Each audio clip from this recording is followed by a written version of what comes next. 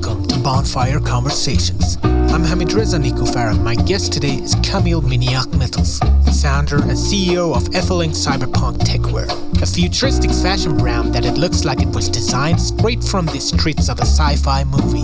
His designs aren't just clothes, they are statements, symbol of rebellion, identity, and imagination. We talked about the origins of ETHELING, the philosophy behind cyberpunk looks, the future of materials and wearable technology, and how humanity might express itself when the lines between the real and digital blur. This conversation dives deep into the future of fashion, the spirit of resistance, and the meaning of beauty in a post-human age. Before we begin, please consider subscribing to the podcast if you enjoy these talks. Bonfire Conversations is available on YouTube and all the major podcast streaming services. Thank you very much. This is my conversation with Kamil Miniakhmetov.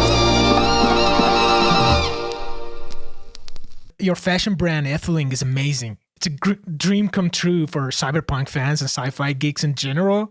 And an original fashion brand focused on futuristic clothing, and they look badass. So tell me about the origin of ETHELING and how did you come up with it? Thanks. Thank you for inviting me to this interview. Yeah. It's a complicated question because I guess it's all started from my childhood.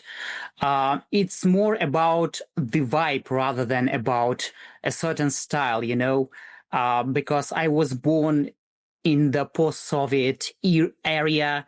I was born in Russia in 1996, and the Soviet Union collapsed not long time ago before I was born. And the people of the Soviet Union, they were really poor. They didn't have much items, much stuffs. They didn't have great movies. So after the collapse of the old regime, people started to receive a lot of cool items from the West, from Asian countries. They started to receive many products, many cool, I would say, video games, movies, and etc., etc., etc. So when I was young, I remember that all those things just started to become popular, when we are talking about subcultures, about cyberpunk, about different kinds of fantasy worlds. And I was growing up in the atmosphere when everyone was watching movies like The Terminator, RoboCop, Blade Runner. And as I remember, in my district, there was a lot of small stalls that was selling small bubble gums, really cute small bubble gums that were quite cheap. I don't know if they were popular in the West, in the USA, or in Western Europe, but in Russia, they were really very popular. Everyone was buying them, especially teenagers. Because it was quite affordable. And inside every package, there was just one piece of bubble gum, and there was also small stickers, like stickers with pictures of superheroes, characters from certain movies, and characters from video games like Mortal Kombat, for example, or anime, and everyone were just stick those stickers everywhere. They were everywhere. On the buildings, on furniture inside schools, inside government buildings, just sometimes even on the roads. And it was about the vibe. When I was a child, I remember all those cool stuffs, all those cool items. And that was the thing that inspired me to create a brand dedicated to cyberpunk genre. Wow. Yeah. I was born actually on 1991. I think that was the year the Soviet collapsed. Yeah. So this was like a rush of culture from West, and everything was exciting. Yeah, the culture exchange began at that time. And because in Russia everything is slow, we started to receive trends that was popular in the West long time ago. Yeah. We're 10 years behind, Yeah. And you're not in Russia at the moment, right? Yes, I moved from Russia to Indonesia because my wife is Indonesian, and actually, I wanted to leave Russia a long time ago. I just didn't have opportunities. But after the war between Russia and Ukraine, it was like the final solution. I decided to leave immediately because I didn't want to support the government. Yeah, and starting business under all that sanctions was kind of like impossible. So that was a great move, you think? Yes. Yeah, it's almost impossible. Yeah. I started in Russia, actually. My business, the idea, the collaborations was born there, but I had to move. Yeah, great. So are you the sole designer of the lineup, or do you collaborate with other designers as well? Well, it's quite funny because when I started, I knew nothing about clothing and fashion, how to create clothes, how to create patterns. I knew very little about design, because what's really inspired me was anime called Akira. When I watched it first time, like in 2018, I guess, and it was like, wow, it's super cool. I love it so much with all those Asian futuristic vibes, neon aesthetics. And that was something that really pulled me to start this kind of business. And I started to look for opportunities for different people, collaborations. And I had a friend who lived in St. Petersburg. St. Petersburg is kind of like Los Angeles of Russia. A lot of creative people go to live there. It's a really unique and beautiful city with beautiful old architecture.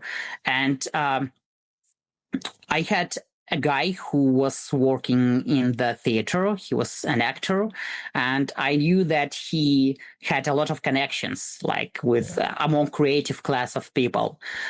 And that's how I started. I wasn't alone because I was only the one who created an idea of making cyberpunk clothes. And I wanted to create something wearable for real life, because back then in 2018, if you try to Google something like cyberpunk clothing, cyberpunk fashion in real life, you could find a lot of just cosplay stuff, but not something you can wear every day on the streets of Berlin, New York, Tokyo. Because I didn't know anything how to make patterns, how to make clothes, I just started to find different people to meet new people, to hang out with new people, among creative class, among guys who play in the theater, for example, because there are also a lot of fashion designers, since in the theater they need a lot of new costumes. So that's how it started. Yeah, what's fascinating, as you've mentioned, what's fascinating about your lineup is that it's the practicality of it. I mean, when you as you've mentioned, when you search cyberpunk clothing, there's just really unwearable costumes, but yours is not only that it is very practical and good quality. They're not so weird. So that you wear and go outside and people are looking at you differently. They're just cool, futuristic, but yet, like relatable. It's something between future and now, and that's fascinating about it. And that makes me think about when you think about history of humanity and clothing in like 21st century, we become more focused on comfort, simplicity, daily wear that's practical rather than expressive. But when you look back at the 60s or like 70s, it feels like people paid much more attention to what they were. Maybe it's because our lives are so fast paced now, and since our presence, how we present ourselves mostly happen on social media, we dress up for Instagram pages rather than for real life. So predicting how we'll dress in the future is so fascinating to me. So what kind of change do you think awaits us in the way that we express ourselves through fashion? That's a good question, but I think it's more about cultures and politics rather than about just fashion, Yeah. because fashion very often depends on those two things.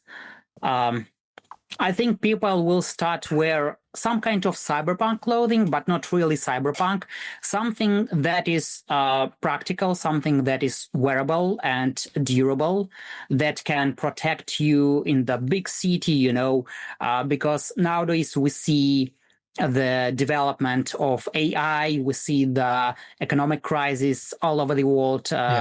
It doesn't depend on countries, so people are getting depressed, and with all those dopamine things like TikTok, shorts videos, people are getting tired. They want something simple.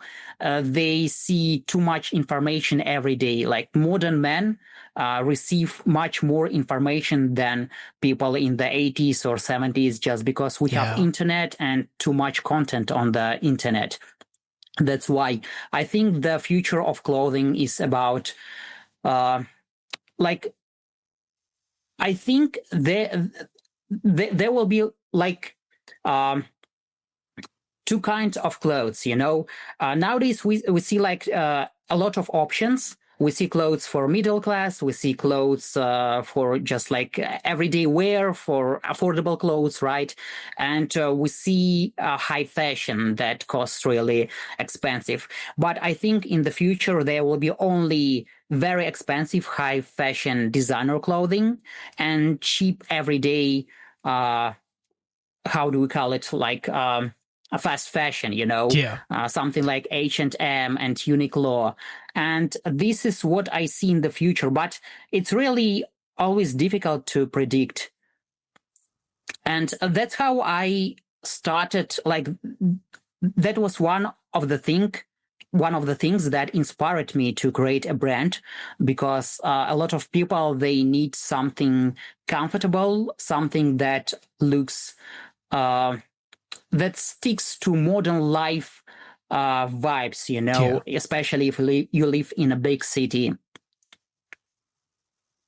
But I think most important is the vibe for me. It was the vibe for me. When I started, I didn't really thought about how practical it is. But during the process, when I already was working with the pattern makers, with different designers, when I started to make collaborations, I started to get more and more knowledge about fashion, about the industry, how to make patterns.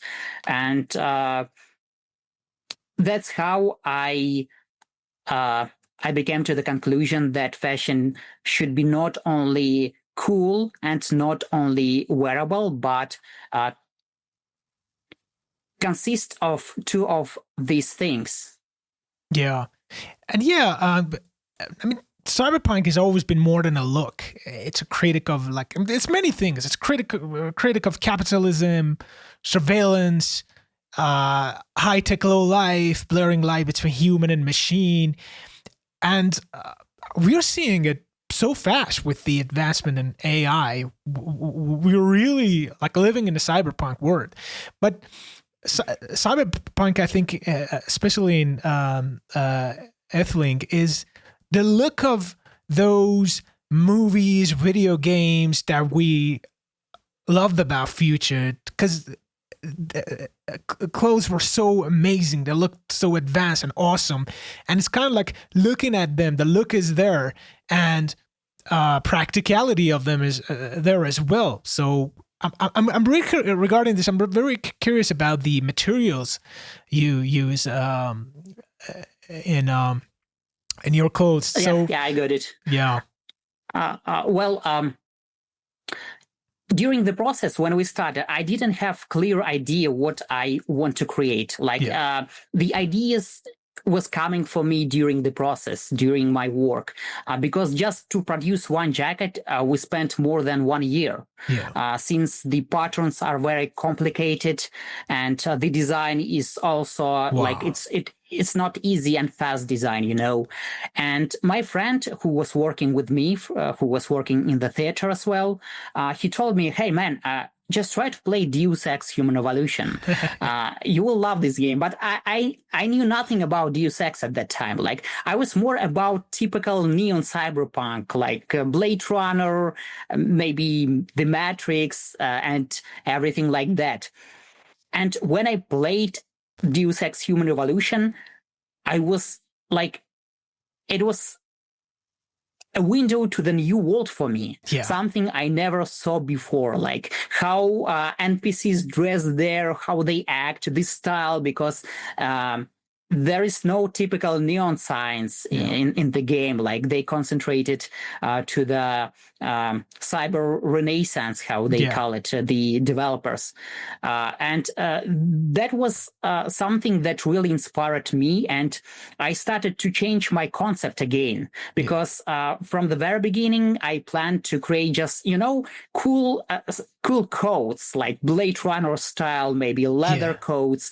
And then I realized that, oh, why shouldn't we make something technically advanced, something that I would say, like, mirror the aesthetics of cyberpunk, not only how in the look, but also in its small details, in practicality. And I started to learn more about the fabrics, different fabrics, and we came to the conclusion that we should wear high-tech membrane materials. And I think membrane materials, you know, it's not something really futuristic, because every company, especially sport companies, they use this kind of material. It's not quite expensive, but a bunch of different details, a bunch of different ideas that are stick together. I mean, the membrane fabrics, the look of the clothes, and the patterns, how it is wearable in practical, all those things are made our fashion cyberpunk, our brand cyberpunk. And when I was thinking about the idea, I imagined in my head a special agent from the intelligence services who is, for example, working somewhere in Tokyo, and he needs a really good clothing, you know, clothing where he could hide maybe weapons, maybe documents, like maybe flashcards, and that is the idea, actually, to create clothes that is very comfortable for jumping, running, maybe for fighting as well, that can be wearable in everyday life, and that is made from good materials. Yeah, I've seen your awesome jackets that they could practically cover your face. I'm thinking about it, that everywhere we go, there's a surveillance camera. That's really practical. That is anti-cyberpunk. Like, you can cover your face. They can't see you. And you can hide your phone and cards everywhere. Yeah, but the original idea actually was from the COVID, because we started back then. And in Russia, if you wanted to enter the metro stations to go somewhere, if you wanted to use the public transportation, you must cover your face at that time. Okay, so and the government didn't really care about how you cover your face. So some people just use simple fabrics, not special masks. And that was the idea, like, oh, you can cover just with the jacket. You don't need to wear a mask with you. No, it's awesome. But I think, like it's also practical if you want just to cover your face and to feel convenient and don't be seen by the cameras. Yeah. And I've seen some. I don't know if you have used this idea in your clothes. There are some clothes with like a one specific pocket that if you put your phone there, it's kind of like there's no signal there anymore. and no one can trace you, or there's no antenna, anything. So do you have such thing? Yes. Oh. Yes, we have such things, like we use magnets, like different companies. It's not our original ideas. Like different companies, they use different kind of mechanics to block your connection. Like to block your phone, so nobody can use your data, or nobody could use your cards, bank cards. So yes, it's not actually complicated to create it, and this is the function of cyberpunk clothing. Wow, yeah. And you've mentioned Deus Ex recently, and actually the way we connected was through one of our. I had the art director of Deus Ex Human Revolution on the podcast. We talked about like cyberpunk and all that, and you just randomly saw my reels on Instagram talking to him, and wrote this beautiful comment, and I was like, "Yo, this is so awesome! Who's this guy?" And I went through this. My mind was blown. Look at this brand, and as a fan of that game, I really dig your stuff, man. So, and we're both gamers, and I find it fascinating how much time we spend like customizing our in-game avatars. Even in single-player games when nobody else see them, we'll spend real money just to make them look cool.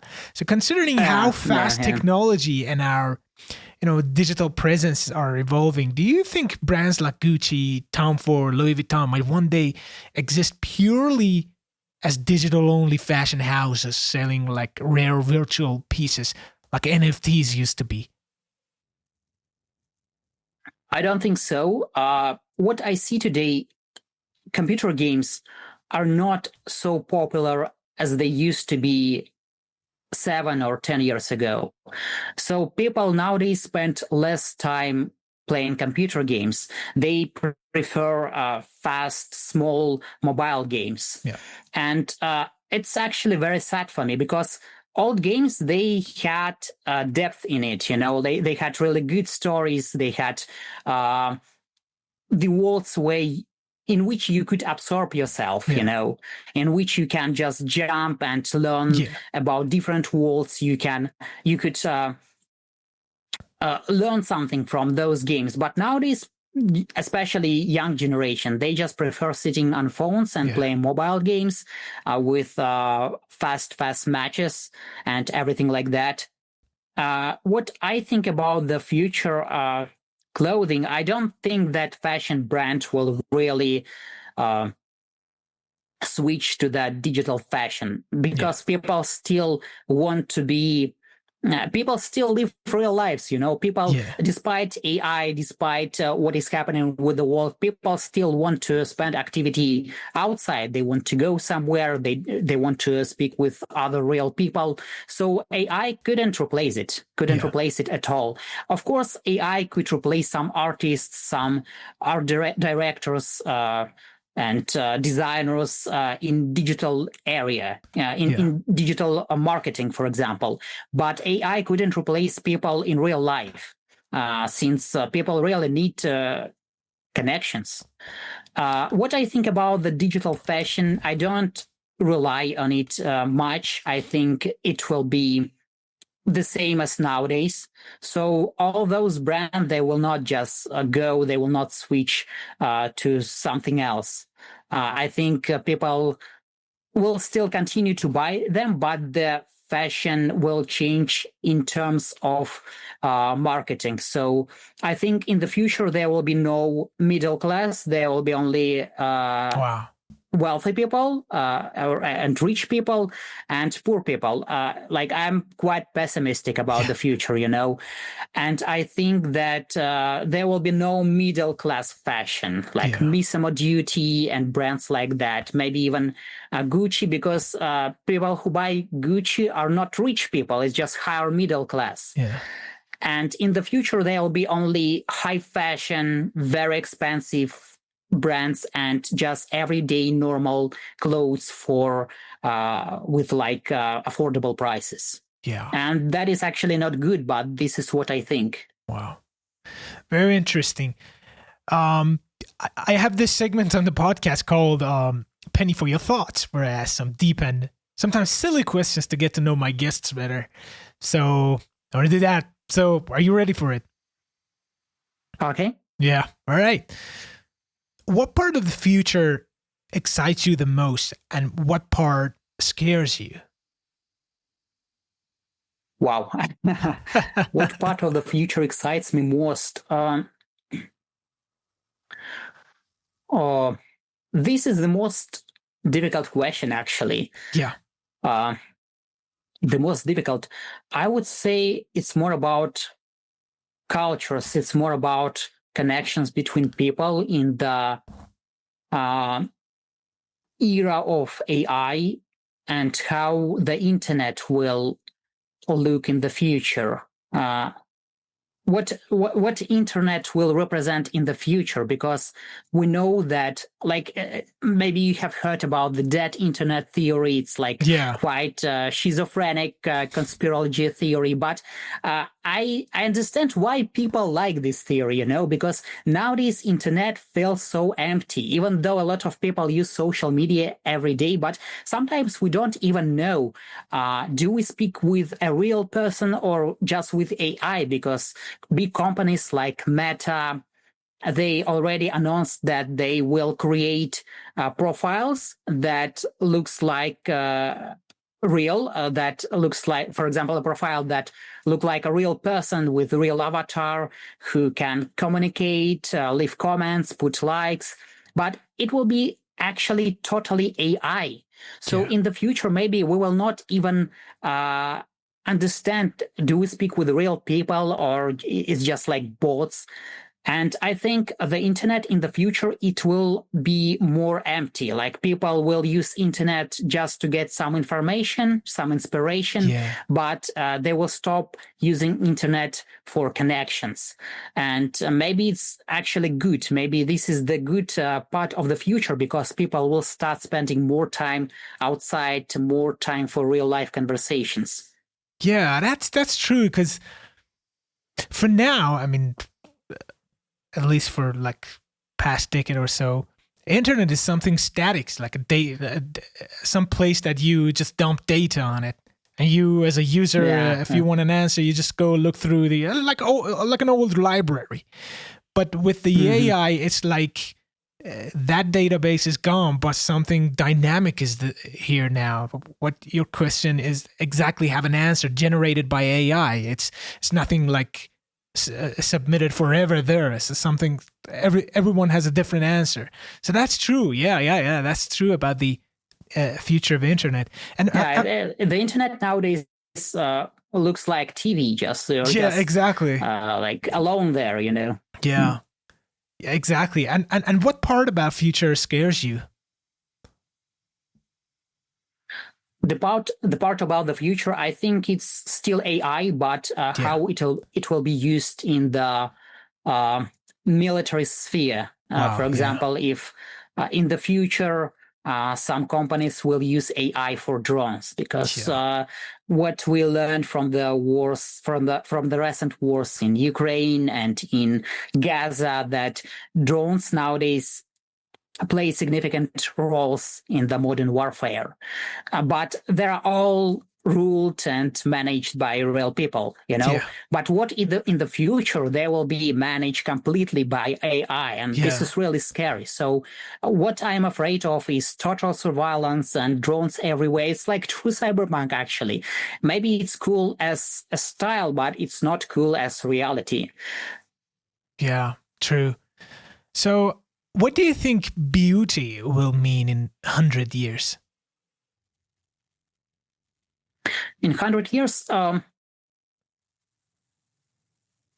I could say, like, as I mentioned before, I believe that the middle class will disappear in the future. There will be poor and rich people, which is really scary.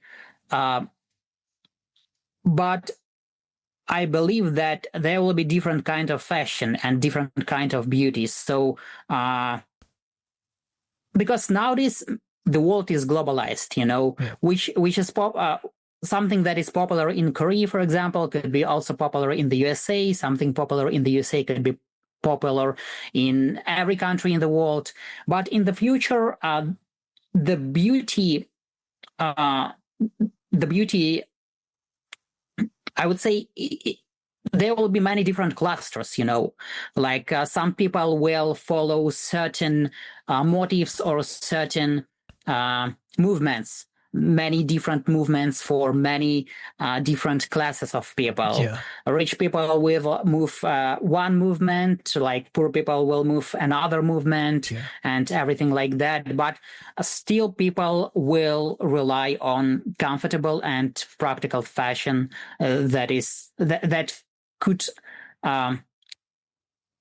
that could answer to the new world, Yeah. So I think the clothes that could cover you, protect you from the surveillance systems will be more and more popular in the future. Yeah. And do you think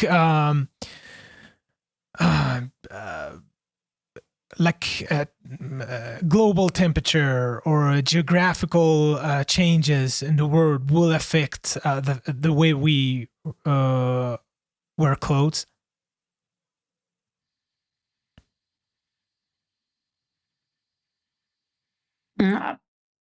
I think yes. I already told you that there will be like different classes, right, of people. The culture and the way of living we used to will be changed, and it will also affect.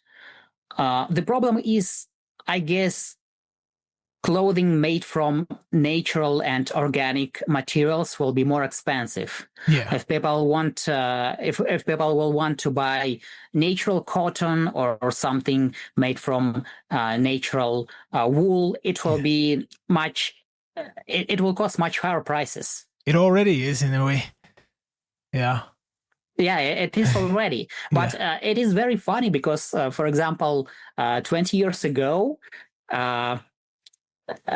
organic fabrics were less expensive. They were cheaper than like plastic fabrics. Wow, I didn't know that.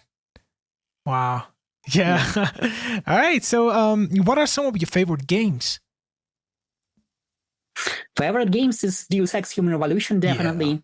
I played Cyberpunk 2077, but I couldn't say that is something I really prefer, because my vision of Cyberpunk is more underground, more like a niche. Because in Cyberpunk 2077, it is a game for the masses, for mass majority. Like it's like more about pop culture than about real cyberpunk, with cool shootings, with cool neon lights and cars.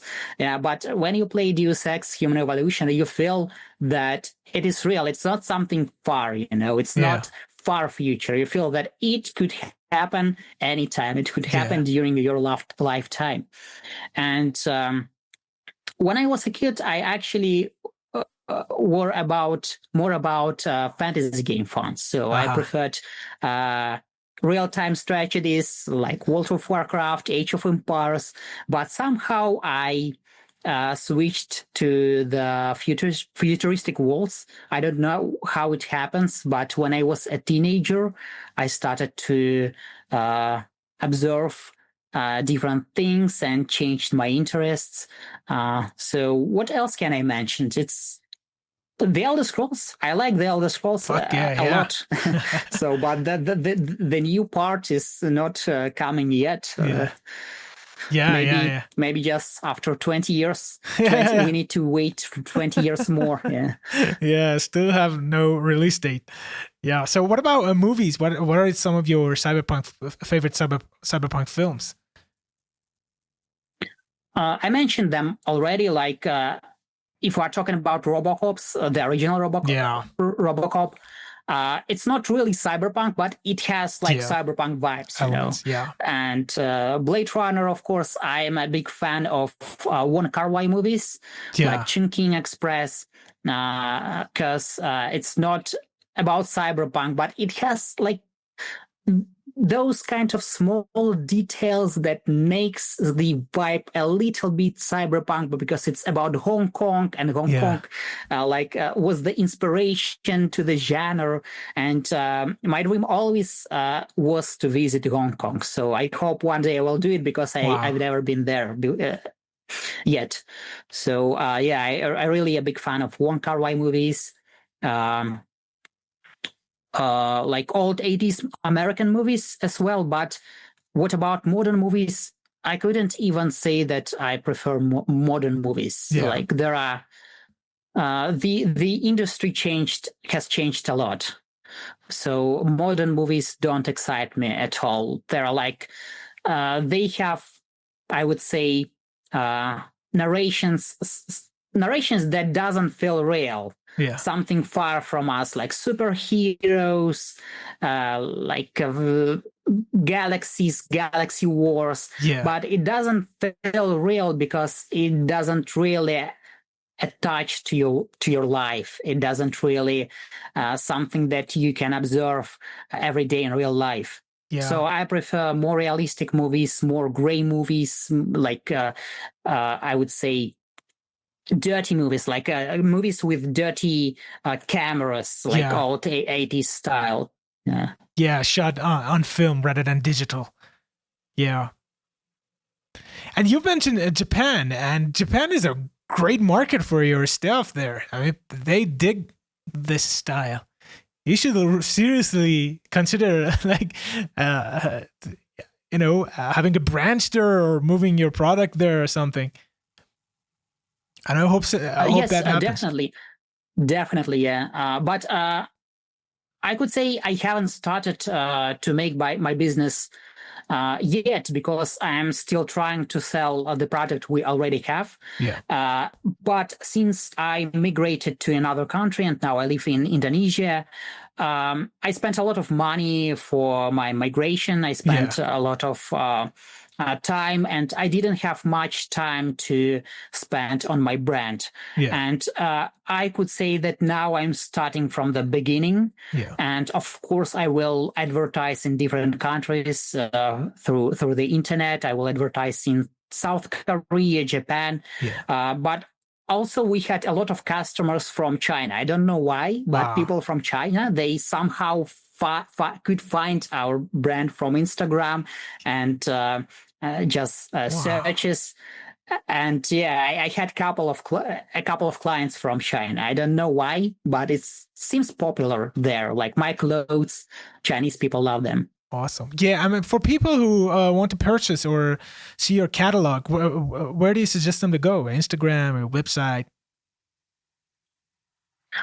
Usually just we're like a small brand, not really a big brand, because there are still brands that can consider it as cyberpunk, like acronym, and we was inspired by acronym as well. If people type something like techwear, they will probably find acronym brand, or they will find cheap AliExpress like clothing. There are two paths. So it's really difficult nowadays to advertise a brand because of the algorithms, because it's complicated and difficult to find your niche, to find people who will really understand the style, who will really appreciate it. And it's more about money and more about advertising. Maybe I will find some investors, but still I'm continued working on it, and new clothing are coming. I think in the next year we will have new collections. Yeah, awesome. That is great. This is it, Kamil. Thank you so much for your time. Your lineup is truly awesome, futuristic, stylish, and more importantly, wearable. Yeah, thank you so much. And I wish you the best with everything, and hope to see you grow more. And we need that, man. We need something new and awesome and exciting like what you're doing. Yeah, we'll be in contact, yeah. Yeah, awesome.